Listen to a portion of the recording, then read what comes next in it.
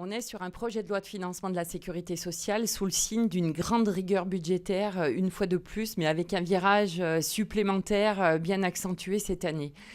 On a notamment 3 milliards d'économies sur l'assurance maladie, dont 1,5 milliard sur l'hôpital, ce qui va se traduire, une fois de plus, par une remise en cause de la qualité des soins dans un secteur qui est déjà extrêmement tendu.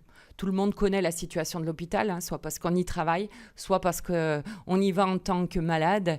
Et on connaît tous les délais d'attente, les délais où on reste très longtemps sur un brancard dans les services d'urgence avant de trouver une place qui se libère dans un service.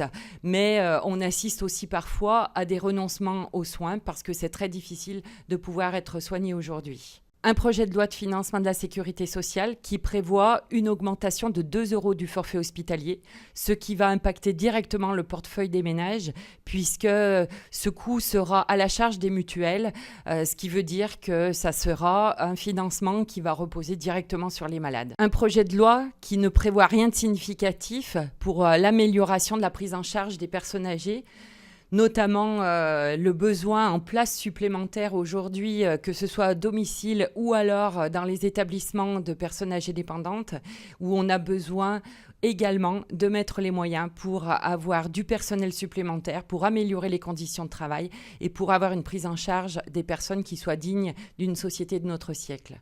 Le projet de loi de financement de la sécurité sociale prévoit également le développement de l'ambulatoire.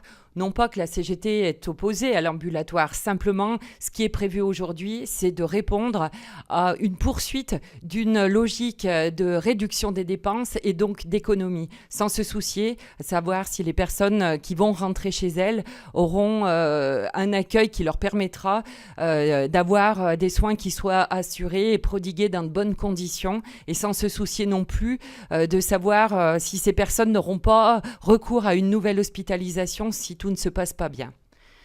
Une des promesses du candidat Macron était la généralisation du tiers payant. Eh bien, cette mesure qui aurait pu permettre de réduire les inégalités d'accès aux soins est tout simplement remise au placard et on ne sait pas si elle ressortira un jour. Eh bien oui, bien sûr qu'on peut faire autrement parce qu'aujourd'hui, on est quand même dans une société où les richesses ne font qu'augmenter.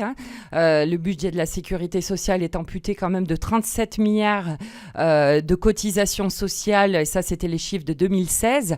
Mais il faut savoir aussi que la France est championne d'Europe de versement de dividendes à ses actionnaires, avec 57 milliards qui ont été versés l'an dernier aux actionnaires. Et puis, on pourrait reprendre également la baisse de l'impôt sur la fortune qui est d'un montant de 4 milliards, c'est-à-dire plus important que les mesures d'économie que souhaite faire la ministre. La CGT a décidé de lancer une grande campagne de reconquête de la sécurité sociale parce que nous considérons qu'aujourd'hui, il est possible de répondre à l'ensemble des besoins collectifs de toute la population. Ce qui était possible après la guerre dans un pays qui était ruiné doit l'être aujourd'hui dans un pays qui accumule un certain nombre de richesses. Aussi, nous portons un certain nombre de propositions que vous retrouverez dans le cadre de notre campagne sur le site de la CGT.